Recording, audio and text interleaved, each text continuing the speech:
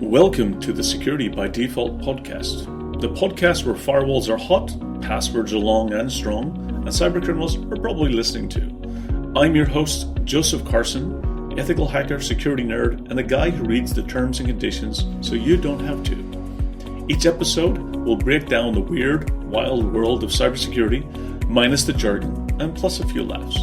Whether you're a pro or just here to figure out what the hell zero trust really means, you're in the right place. Let's get secure and have a little fun on the way too.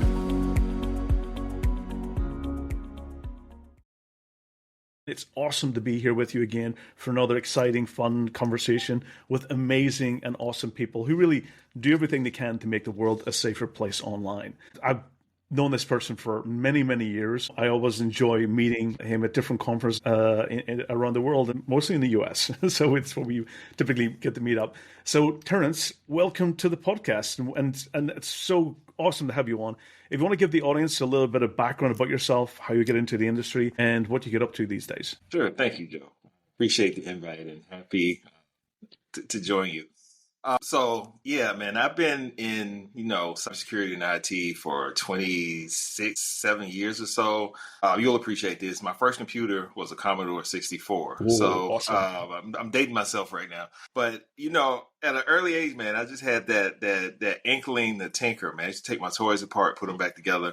And that just kind of led me into, IT. Fun fact, I was actually an information systems major in the School of Business, like when I was in college. So I had the option to go in computer science or business. I saw the math on the comp sci side, and I was like, this business degree looks like it may suit me a little bit better. But, I've done a number of, I've worked in a number of industries, public and private sector. I've been a CISO, a couple of, different places.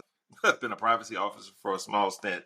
Don't want to go back to doing that. And, now I'm currently at Microsoft as a customer security officer. So essentially sitting on the advisory side of things, partnering with our customer, CISOs, CTOs to really help them with their strategy, their programs, really helping them, maximize their, cybersecurity investments, and also helping them skate to where the puck is going and not where it's at. Absolutely. I mean, we're doing very similar activities in that regards, because from my advisory CISO responsibilities, it's exactly that.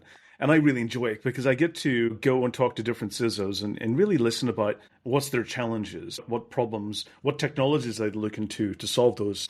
Just being able to share experiences and insights and learn from that, and also share some of the best practices. And to your point, help them get to where they need to be rather than just firefighting constantly. And I think that's the challenge. If you're firefighting, you're not being as efficient and effective as you really want to be. So I really want to get your perspective on what is some of the top challenges that CISOs do face. What's the common stories that you hear and the pains that they have? What do you hear from the field? Well, as of late, this is a old but new problem. But what's old is new and what's new is old. Unless you've been under a rock. This whole AI transformation that, the world is undergoing right now has exposed some old things. And when I say old things, we're still talking about identity and access management and data security. Largely, AI in this current iteration is still, a web app of sorts. It's a fancy web app, but what it is done in organizations that didn't have strong governance capabilities around, identities and data,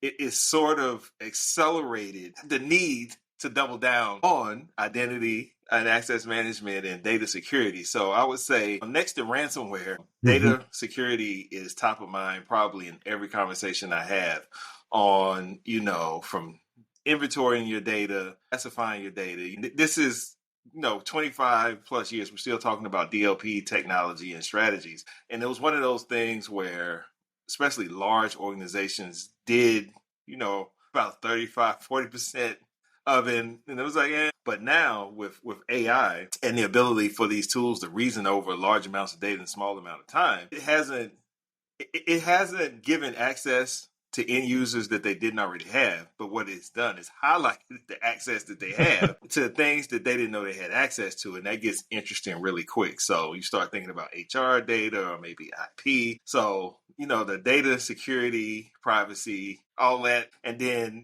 kind of double clicking on that, the potential, we're talking about shadow IT, now shadow AI, because, it's a term that I've been curious. using recently. Shadow People AI get curious, Yeah, so and what data is going? What are they putting in there, and who has access to it, and what algorithms are they running against the data, and maybe uncovering things that you didn't want to be uncovered in the first place. Exactly, and we're still a curious people. Mm-hmm. When the news is talking about things like DeepSeek, everybody's like, "Let me go download it. Let me see what's going on." That was an interesting week, by the way. But yes, a lot of firewall rules that went in place. Like, no, we can't do that. But that's just the current state of the world, man.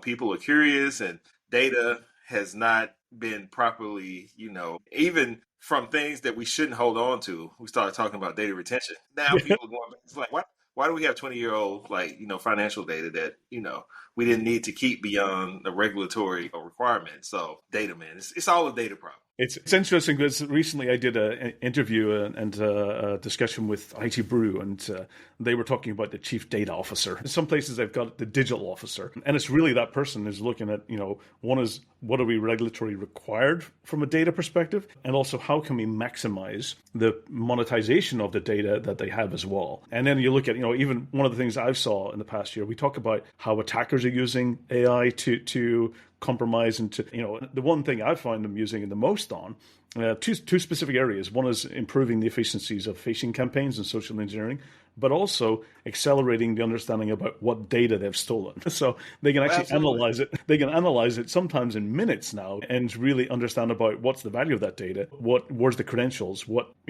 credit card information or financial information or IP is in there, and they can do it really fast. Where it used to take them months to analyze what they stole, now they can do it in seconds. And that really changes the speed of things for an attacker. Absolutely, and wait to we've been talking about still now decrypt later.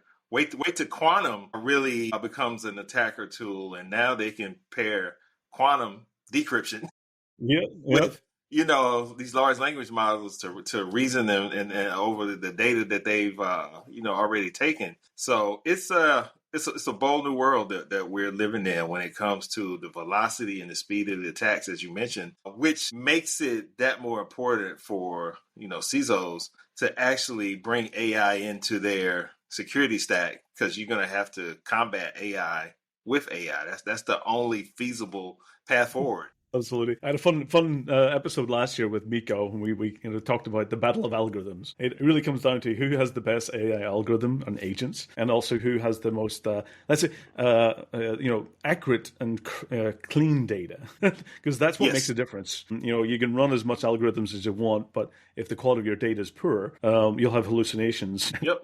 And that's the worst thing you have, is that when the algorithm's telling you fake and disinformation itself, and trying to make you believe it. Absolutely, the accuracy and the computational power, those two, and I've seen the acceleration of let's say in AI being used more accelerated in the defense side of things and the security technology, which is great. But yeah, it's only a matter of time before the attackers have to switch to it and using it for their advantage as well. And we'll have the battle of algorithms. It's going to be, we'll sit back and watch the algorithms fight and see who can win and come to the answer the fastest. Yeah, that's definitely going to be, if we move into, this agentic,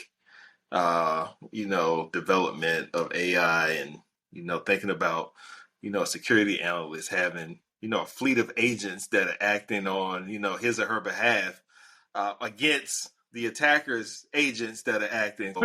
And you're right, that's going to come down to the quality of the data on, kind of who wins that. And this is where, being able to reason over, data that's pertinent to your organization, but making sure you have good intel feeds. But that's also a new attack vector too, being poisoning models. And so it's a lot. Absolutely. That's one of the things I've seen is the data poisoning side of if they can get into the machine learning and training of the large language models, that's also a massive impact because then you could make incorrect decisions based on the learning and corruption of that. One of the things I wanted to ask you is about how has the CISO role evolved? We've seen the CISOs reporting into various different parts of the organization and responsible for various different things. I always like the kind of area where CISOs are no longer responsible just for IT problems today. It's almost like they're becoming the challenge, responsible for societal and the society itself. Yes. How have you seen the role evolve over the years, and where do you see it going even? Yeah, I definitely see it's emerged, I would say, from the shadows. Generally, CISOs were often seen as the IT, the security guy.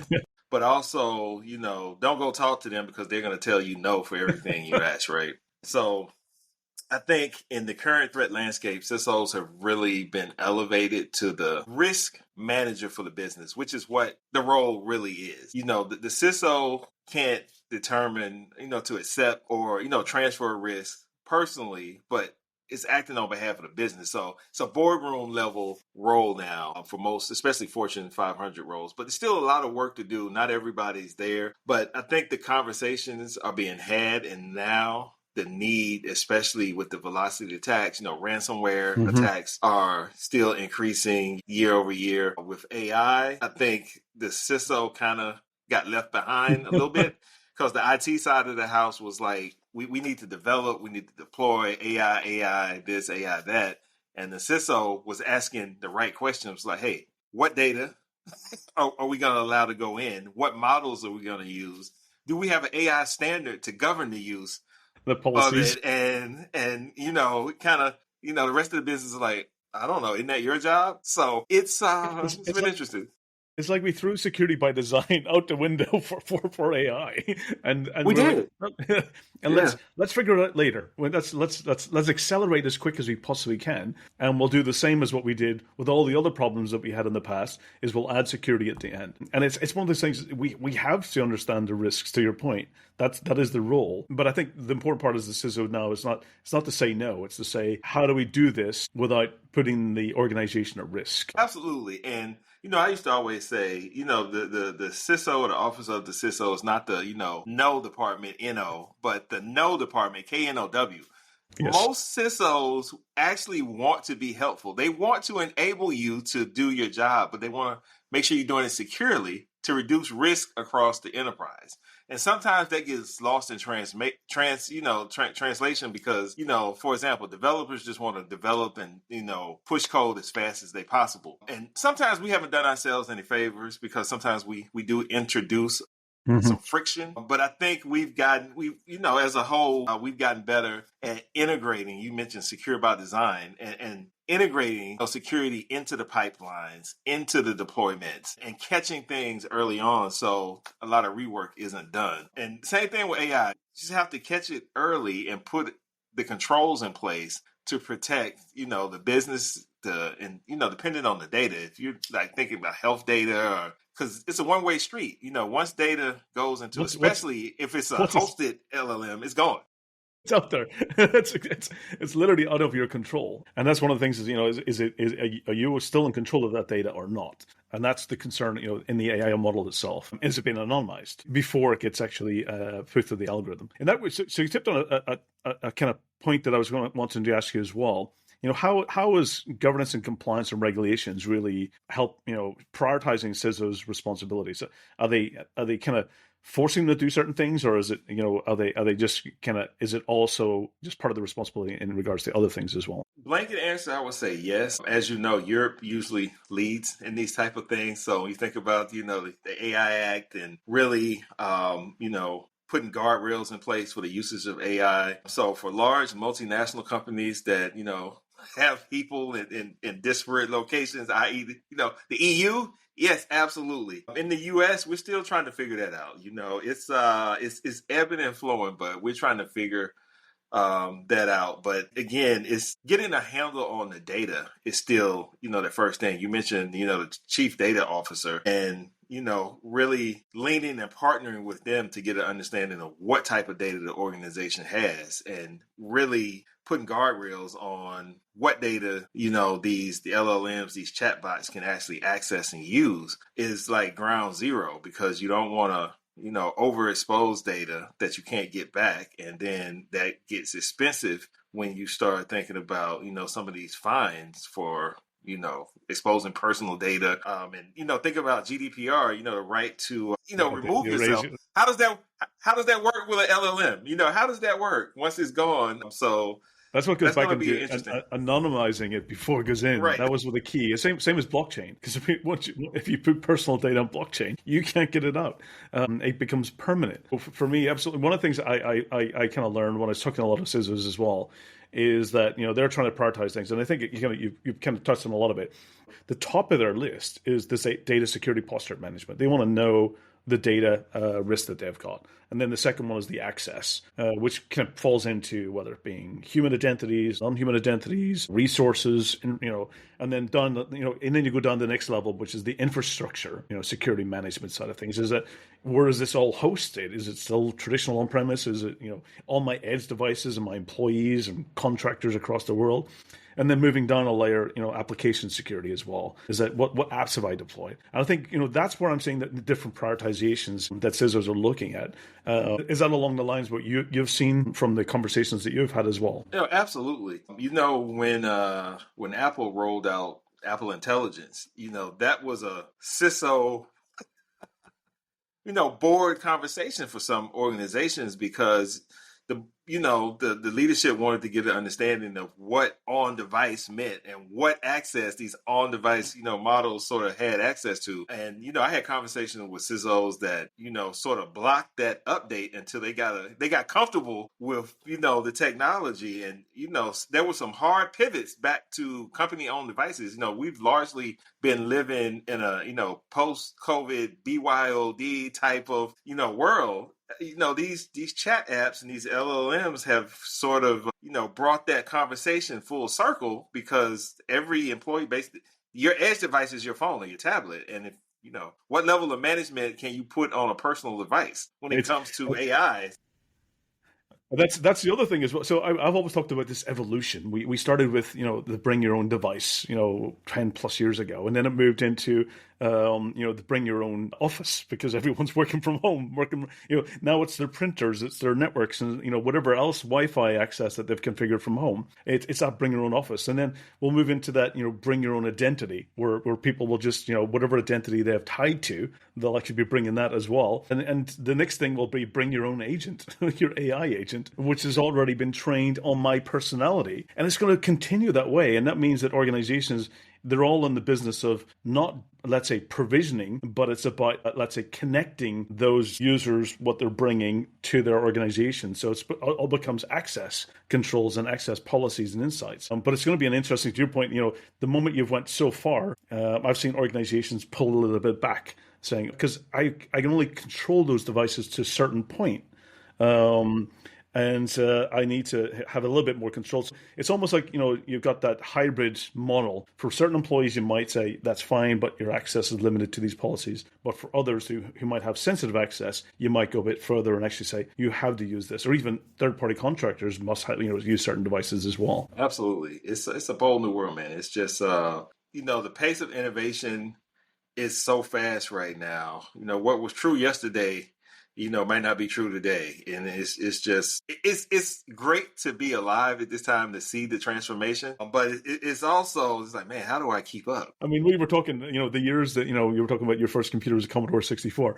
When you think about the pace of acceleration then, it is, the pace that we have got of technology evolving. You can go to bed one day and wake up the next and everything's changed. That's the pace that we're living in. And it's exciting because, that for me, I'm a person that's always kind of focused around, my education and continuous learning. And for me, I'm always getting excited. What do I have to learn tomorrow? I may have set out some type of agenda or prioritization, but the next day I might have to change because something else has happened already overnight.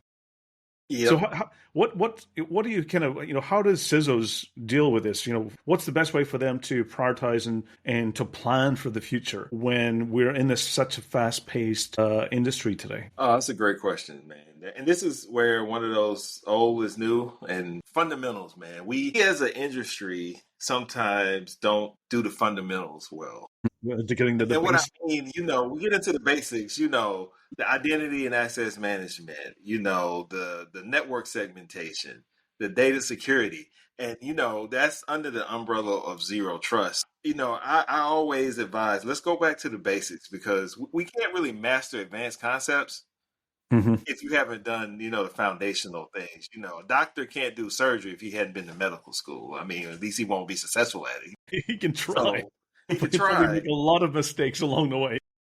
But if we're working from a known good foundation, that makes blocking and tackling, i.e., defense, a little bit better when you have at least 85, 90% confidence level of inventory across your network. And that's devices, data, identities, et cetera. Versus if you don't know what's on your network, how can you put forth strategies to defend it? And that's where we are. That's, I Digital, think, where yeah. AI will help. Absolutely. Digital intelligence or, it's just business intelligence is that, what is that? What do you have to manage? And, then you've got that, what do I have control of? What do I not have control of? Absolutely. The foundation is back to asset management. This really is like having really good inventory about how the business operates and then what things you can control directly and what things you cannot control. And I think that's so vital. I think over the years, I've done many areas where, asset inventory. I remember one time, just it was a massive organization.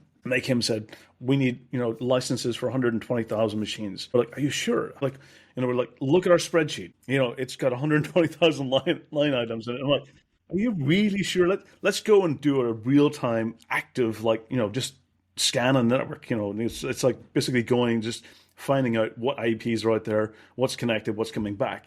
And they were adamant, no, 120,000, that's it. And we're going, no, let's make sure that your spreadsheet is accurate and up to date. So we went and did a scan, 140,000 machines. And we're like, okay, there's and when you think about that, that's 20,000 machine discrepancy. 20,000. Yes. And we were thinking, okay, that was a large organization. They had a large company of devices that they didn't even know about. And it fundamentally came down to when we even got, that was just finding those systems that were around and then getting into inventorying them, out of date licenses, out of date software.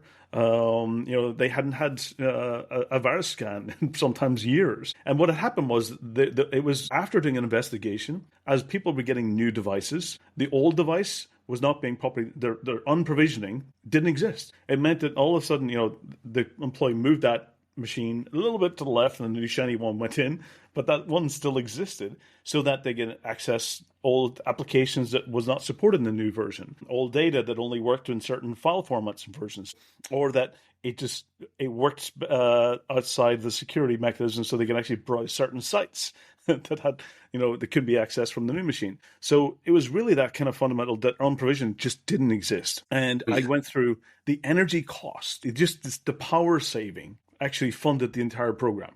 Just the power saving of those machines funded the entire unprovisioning program and actually the licenses that they were to pay the company. And it's just getting into that fundamentals. Asset inventory is so vital. And I think sometimes it's an oversight many times, but you're absolutely right. Getting the fundamental basics is so. And you touched also on zero trust.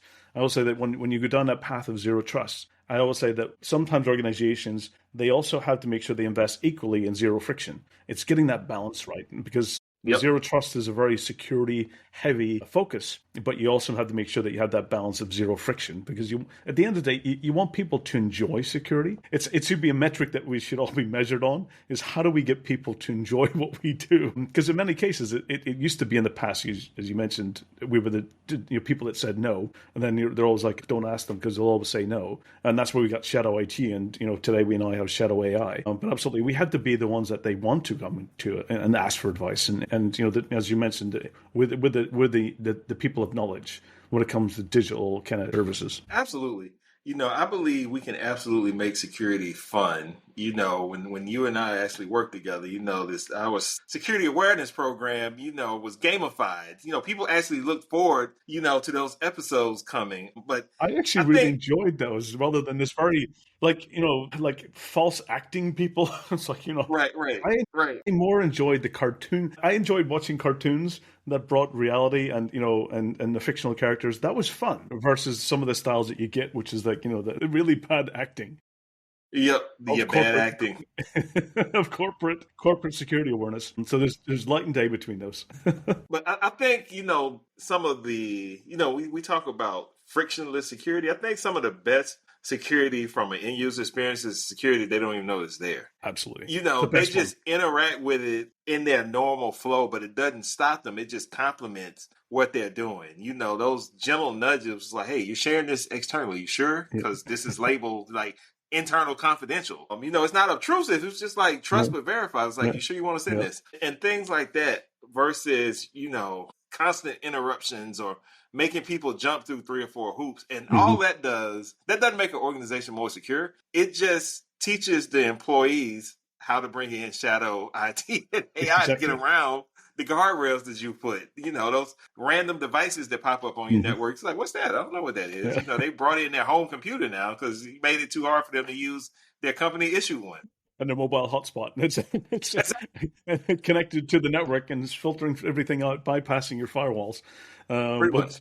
introducing a public-facing RDP access into it's the last thing you want people to do is find the technology solutions themselves, because that typically also introduces. We talked about secure by design. I always talk about even secure by default, and unfortunately, a lot of times the default is not the secure way, and most people, they choose the defaults, and that's what we have to get. We have to make sure the default is the best way. Oh yeah, all you got to do is look at some of these botnets, man. Off these home edge devices, default passwords. So yeah, 1, 2, 3, 4.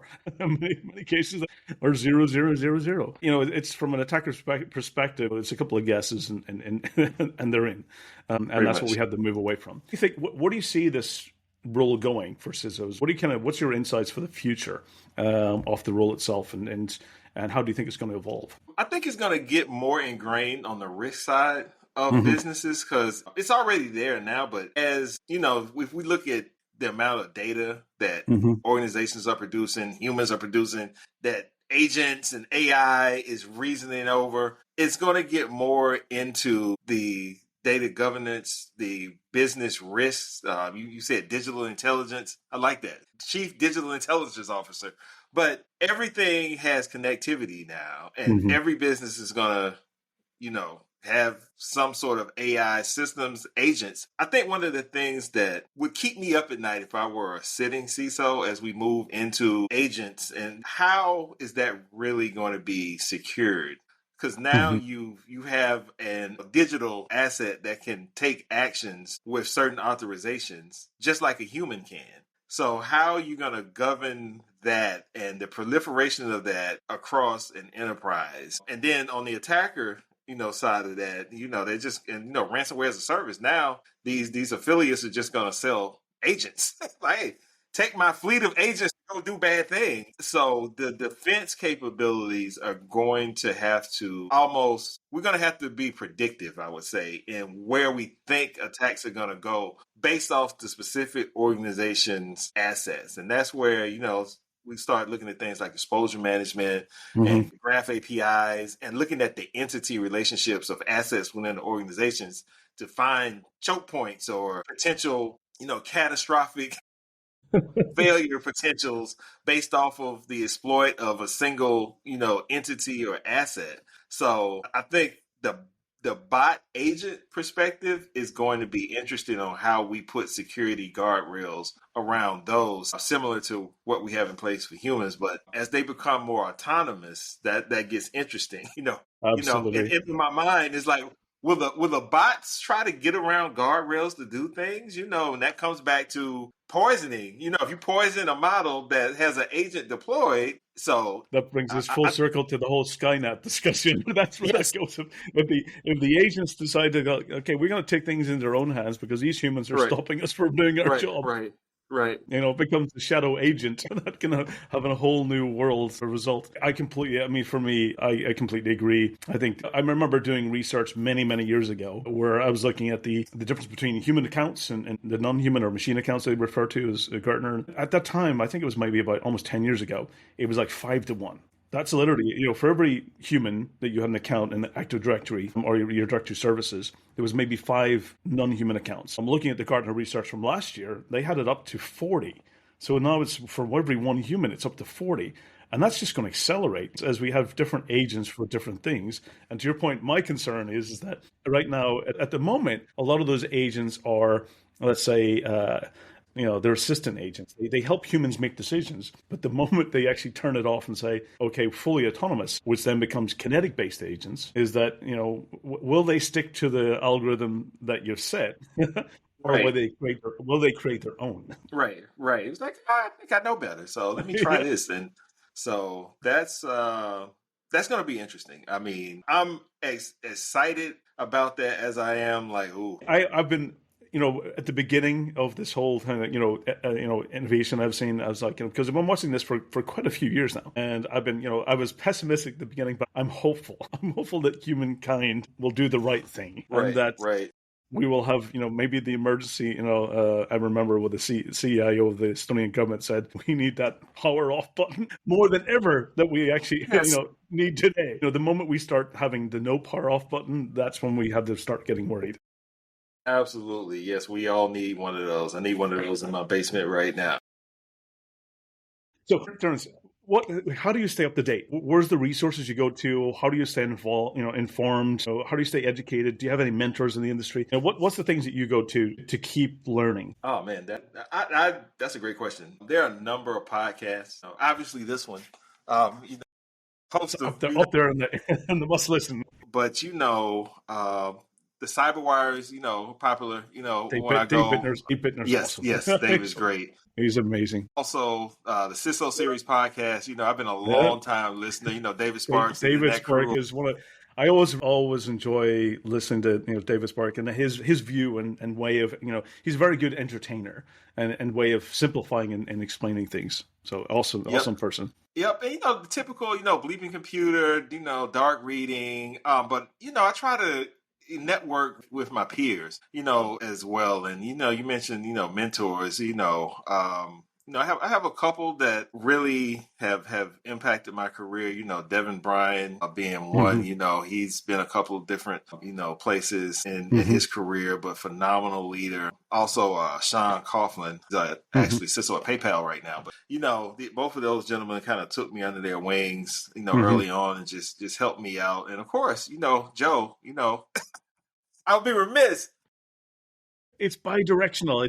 I learned so much from you and vice versa as well. We always share, ideas and knowledge. And I think that's what's important is to have, that's what I think is great about this industry is the community side of things is that when we have, ideas or challenges or struggles, that we have people who we can reach out to and we have confidence, to really help us kind of find that, the path forward.